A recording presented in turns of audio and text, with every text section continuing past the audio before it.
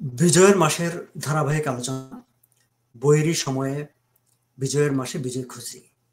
দর্শক, আপনাদের সবাইকে স্বাগত জানাচ্ছি আজকের আলোচনায়। আপনারা জানেন, যারা আমার ভিডিওগুলো নিয়মিত দেখেন, যে ডিসেম্বরের 1 তারিখ থেকে আমরা প্রতিদিনই আমাদের বিদগ্ধ জনদের আমন্ত্রণ করে তাদের কাছ থেকে বিজয়ের মাসের ভাবনাগুলো আমরা শোনার চেষ্টা করছি। বিজয় দিবস নিয়ে, মুক্তিযুদ্ধ নিয়ে তারা কি ভাবছেন, সেই ভাবনাগুলো আপনাদের সঙ্গে শেয়ার করার চেষ্টা করছি। আজকে আমি আমন্ত্রণ জানিয়েছিলাম শমী সাত্তার। তিনি মূলত শিল্পী, তিনি ব্যান্ড সঙ্গীত ব্যান্ড সঙ্গীতের খুব জনপ্রিয় শিল্পী। তিনি টরন্টোতে আমি ওনার গান শুনেছি, গান শুনে পছন্দ করেছি। কিন্তু এর বাইরে আরো একটি পরিচয় তার আছে। তিনি আমরা যাদেরকে নিয়ে অহংকার করি, বা আজকে এই যে বিজয়ের দিবস কিংবা বিজয়ের মাস কিংবা স্বাধীন বাংলাদেশ যাদের পরিশ্রমের ফলে এসেছে, তেমনই একজন ব্যক্তি আলমগীর সাত্তার, বীর প্রতীক। মুক্তিযুদ্ধে অকুতোভয় সাহসিকতার কারণে তাকে বেসামরিক ব্যক্তি বীর প্রতীক উপাধি পেয়েছিলেন আলমগীর সাত্তার, তার বাবা। শমী সাত্তার, আপনাকে স্বাগত জানাচ্ছি, ধন্যবাদ জানাচ্ছি যে আপনি আমাকে সময় দিতে রাজি হয়েছেন, আমার সঙ্গে মুক্তিযুদ্ধ নিয়ে, বিজয় নিয়ে কথা বলতে রাজি হয়েছেন সেজন্য। ধন্যবাদ সাগর ভাই, আসসালামু আলাইকুম। আর ধন্যবাদ সবাইকে আমাদের এই অনুষ্ঠানটা দেখার জন্য। তো আমি কখনো যেহেতু এরকম অনুষ্ঠানে আগে আসি নাই, সো আমার জন্য এটা প্রথম। বাট দেখা যাক আমরা কতটুকু কোনো কি অসুবিধা আলাপ নেই। আমরা করতে পারি। যেহেতু আমরা তো গল্প করব, আমরা কথা কথা বলবো, ফলে জি। এটা খুব বেশি আনুষ্ঠানিকতা হিসাবে ভাববার কোনো কারণ নাই।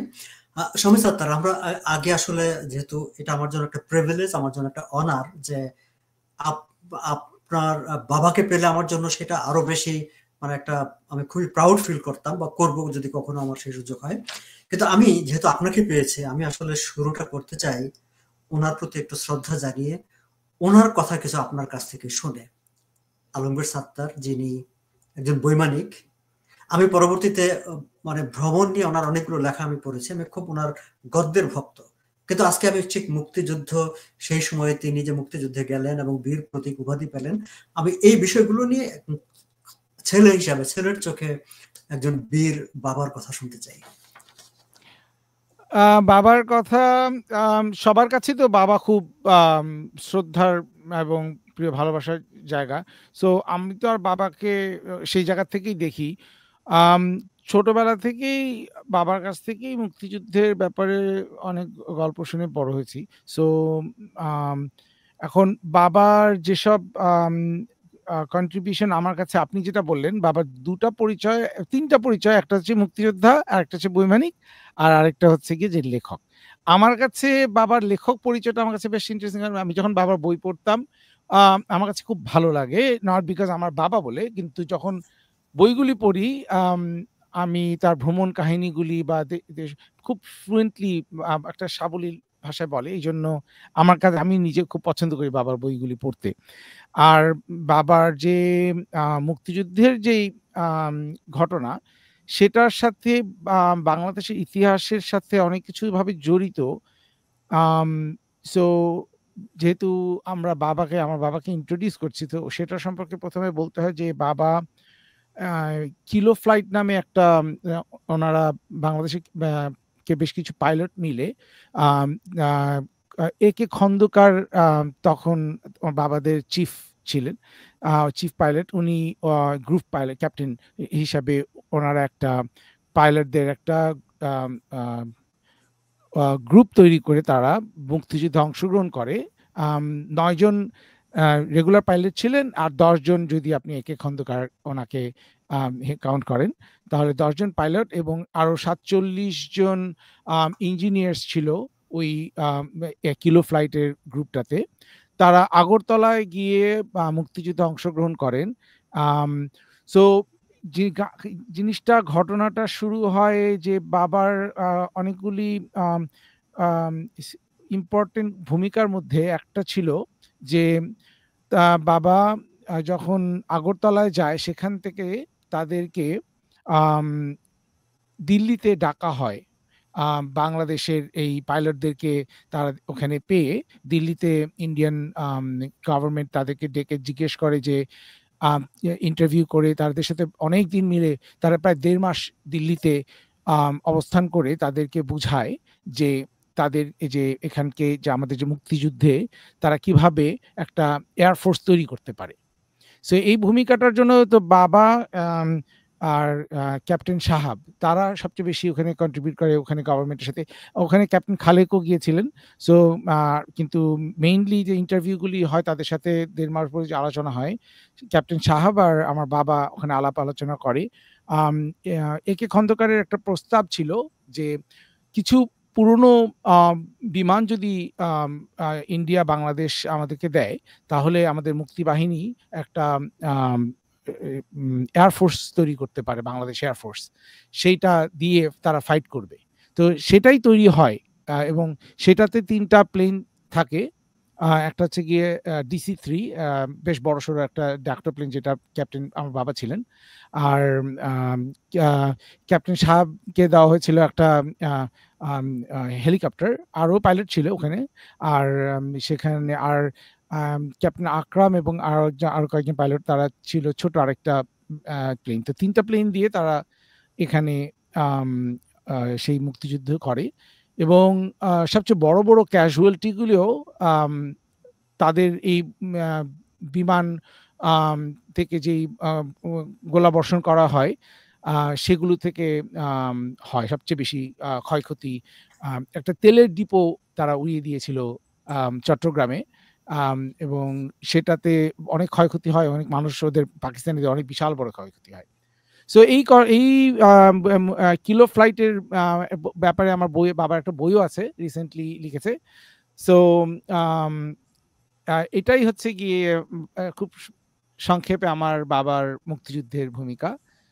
উনি জেনারেল ওসমানীর আন্ডারে এই ওশানে তারা যুদ্ধ করেছিলেন। তো আমার বাবার আরেকটা কাজ ছিল মুক্তিযুদ্ধের সময়, তার একটা সুইসাইড মিশন ছিল ওই ডাকোটা নিয়ে, যেটাতে লাস্ট মিনিটে ক্যান্সেল করে দেওয়া হয় একদমই just right before the bombing, যেটাতে সুইসাইড মিশন ছিল।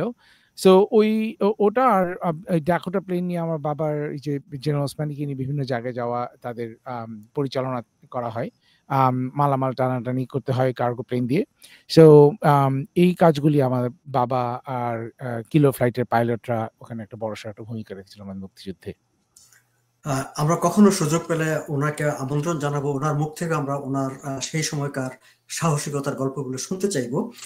আমি পাবলিকলি আমার আকাঙ্ক্ষার কথাটা জানিয়ে রাখলাম যে তিনি কখনো কনসিডার করেন। তো শমীস আক্তার, আমি এবার যদি ঠিক একজন মুক্তিযোদ্ধা বাবার সন্তান আপনি, যিনি বীর প্রতীক, আমরা এমন একটি সমাবেশে কথা বলছি আজকে 2024 সালে, যখন আমাদের মুক্তিযুদ্ধ, যেখানে আপনার বাবা সাহসিকতার সঙ্গে লড়াই করে বীর প্রতীক উপাধি পেয়েছিলেন, সেই সময় এই দেশটাকে স্বাধীন করেছিলেন।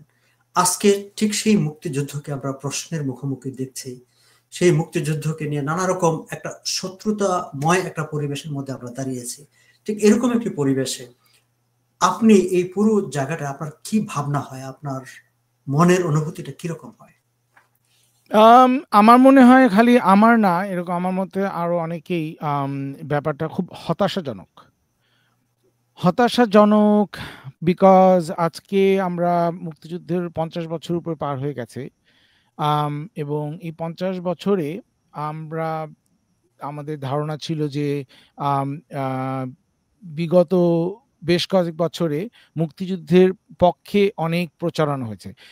অবশ্যই আনফরচুনেটলি জিনিসটাকে পলিটিসাইজ করা হয়েছে এবং মানুষের মধ্যে একটা হয়তো বা কিছু কিছু জায়গায় মুক্তিযুদ্ধটাকে বাড়াবাড়ি করে প্রেজেন্ট করা হয়েছে, এটাও আমার কাছে মনে হয় যে কিন্তু সেই সাথে মুক্তিযুদ্ধে কিন্তু এত বছর মুক্তিযুদ্ধের আমাদের ইতিহাস জানার পরেও যখন আমরা এত বছর পরে এসে আবার সেই মুক্তিযুদ্ধের সময় যে পরিস্থিতি, তার থেকেও আমার কাছে মনে হচ্ছে আমাদের বাংলাদেশের একটা অংশ মুক্তিযুদ্ধের গুরুত্ব তো দেয় না, বরং আমাদের মুক্তিযুদ্ধের যারা বিরোধিতা করেছিল সেই শক্তিটা এখন অনেক বড় হয়ে যাচ্ছে। কিভাবে হচ্ছে? তারাও অনেক প্রচেষ্টা ছিল, তাদের অনেক দিনের চেষ্টার পরে তারা মুক্তিযুদ্ধের বিরোধী শক্তিটা আজকে মুক্তিযুদ্ধেদের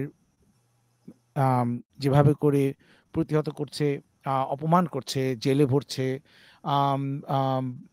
এটা আমাদের জন্য খুবই দুঃখজনক, আমাদের বাংলাদেশের এই পরিস্থিতিটা। এখনকার পরিস্থিতিতে মানুষজন যেটা আশা করেছিল যে এই লাস্ট আন্দোলনটা যেভাবে হচ্ছিল, আন্দোলনের সময় প্রথমে মানুষ মনে করেছিল যে ঠিক আছে, আওয়ামী লীগ যা করছে এখন সেটার জন্য প্রতিবাদ করা দরকার। বিশেষ করে অনেকেই আমরা রাস্তায় নেমেছিলাম বিকজ আমরা দেখেছি যে ভিডিওতে যেগুলি আসছিল যে ছাত্ররা মারা যাচ্ছে, ছাত্রদেরকে অত্যাচার করা হচ্ছে। সেই ছাত্রদের জন্য সেটা যে পক্ষের যে দলেরই হোক, তখন সময় নাই কে কোন পক্ষে দেখার, তখন যে কোনো ছাত্র যেন মারা যাওয়া বন্ধ হয়, সেজন্য অনেকেই রাস্তায় মাঠে নেমেছিল। কিন্তু এই মাঠে নামার পরে পিছনে যে কাহিনীটা ছিল সেটা আমরা বুঝতে পারি নাই যে এরকম একটা পরিস্থিতি পরে সৃষ্টি হবে, যে এই স্বাধীনতার আমাদের বিরোধী একটা শক্তি চলে আসবে। শঙ্কাটা থাকলেও তখন এমন একটা পরিস্থিতি ছিল যে তখন আমার মনে হয় না আমাদের সবার সেই কি করা উচিত, রাইট ডিসিশন নেওয়ার ক্যাপাসিটি আমাদের তখন ছিল। সো যার কারণে আজকে ফলশ্রুতিতে আমরা আমাদের যে স্বাধীনতার কয়েকটা বেশ বড়সড় ইম্পর্টেন্ট একটা ব্যাপার হচ্ছে গিয়ে যে সেকুলারিজম, যেখানে সব ধর্মের মানুষকে সবাই, সেটা মুসলমান হোক, হিন্দু হোক, খ্রিস্টান হোক, সবাই আমরা সম্প্রীতিতে থাকতে পারবো, যেটার কারণে আমাদের মুক্তিযুদ্ধ হয়েছিল। আমরা জানি, আমাদের ইতিহাস পড়লে আমরা জানতে পারি যে আমাদের যুদ্ধের সময় কেন আমাদেরকে বাঙালিদের উপরে কেন নির্যাতন করা হতো, কেন পাকিস্তানিদের আমাদের উপরে কেন রাগ ছিল, রাগটা কোথা থেকে আসতো? সেই রাগটার উৎস হচ্ছে কি যে আমরা ইন্ডিয়ার বন্ধু, ভারতের বন্ধু বা হিন্দুদের বন্ধু, সেই অসাম্প্রদায়িক একটা চিন্তা ভাবনা থেকেই ওদের আমাদের উপরে, না হলে লক্ষ লক্ষ মানুষকে খুন করা, এভাবে করে 30 লক্ষ মানুষকে হত্যা করা ওই মুক্তিযুদ্ধের সময়, এটা এরকম কেন করবে? এত ঘৃণা তাদের কেন হবে? আমরাও তো আমাদেরও তো মেজরিটি মুসলমান ছিলাম, তারাও মুসলমান ছিল, কিন্তু আমরা ছিলাম হিন্দুদের বন্ধু। আজকে সেই মূল জায়গাটা আমার মনে হয় যে সেটাই আবার আঘাত পাচ্ছে, সেই জায়গাটাতেই তারা আবার সেই 1971 যে বিভাজনটা ছিল, এখন আবার নতুন করে ঠিক সেই বিভাজনে এসে দাঁড়িয়েছে আবার দেশ। সেই বিভাজন মনে হচ্ছে যে এখন যারা আবার ক্ষমতা দখল করেছে তারা যেন পাকিস্তানি যে সময় যারা ক্ষমতা দখল করেছিল তাদেরই একটা দল, তাদেরই একটা অংশ, তাদেরই প্রতিনিধি। আপনি যে কথাটা বললেন যে এখন যারা ক্ষমতায় আছে তাদেরকে মনে হয় যে 1971 সালে যে পাকিস্তানিদের সেই সময় যারা ক্ষমতায় ছিল ঠিক একই দলের প্রতিনিধি। আপনার কি মনে হয় যে বর্তমান সরকার একেবারে সরাসরি 1971 সালে যে মুক্তিযুদ্ধের বিরুদ্ধে অবস্থান নিয়েছে? এখন তাই মনে হচ্ছে, প্রতিদিনই একটা না একটা কিছু হচ্ছে যেটাতে মুক্তিযুদ্ধের বিরুদ্ধে যাচ্ছে। আমরা আজকাল জয় বাংলা বললেও সেটা নিয়ে প্রশ্ন জাগছে। সো আমরা আমাদের সোনার বাংলা বা আমাদের জাতিসংগীত নিয়ে একটা প্রশ্ন জাগছে। আমাদের প্রত্যেকটা বিষয় যেটাতে আমাদের যে বাংলাদেশের যে জাতীয়তা বোধের যে চেতনা, যে আমাদের যেখান থেকে আমরা স্বাধীনতা পেলাম, যেই ধ্যান ধারণাগুলি থেকে, সেগুলিকে আঘাত করা হচ্ছে প্রতিনিয়ত, প্রতিদিন।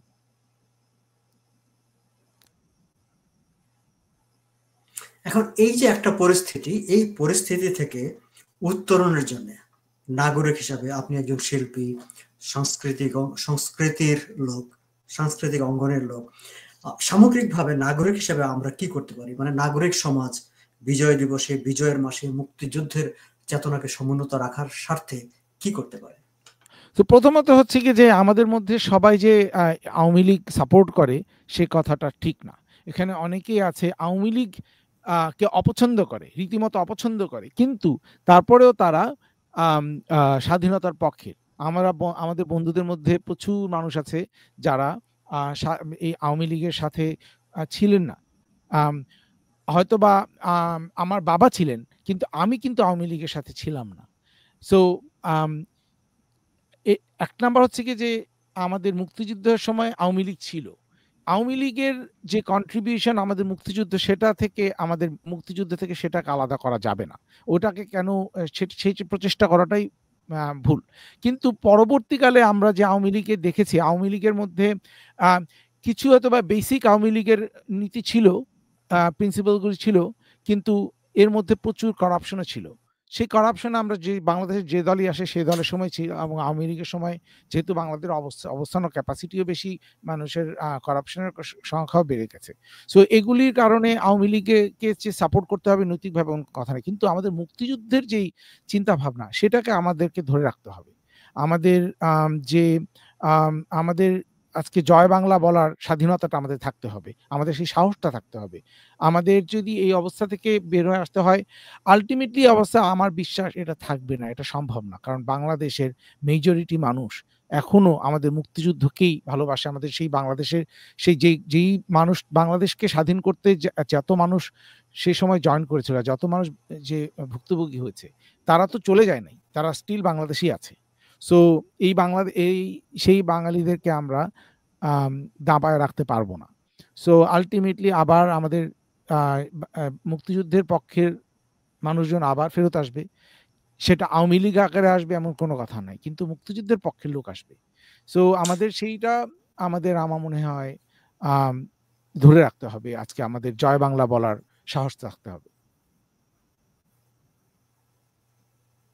নিশ্চয়ই, কারণ আমাদের কাছে গুরুত্বপূর্ণ হচ্ছে 1971 মুক্তিযুদ্ধ, আমাদের কাছে গুরুত্বপূর্ণ বঙ্গবন্ধু, যিনি মুক্তিযুদ্ধের নেতৃত্ব দিয়েছিলেন।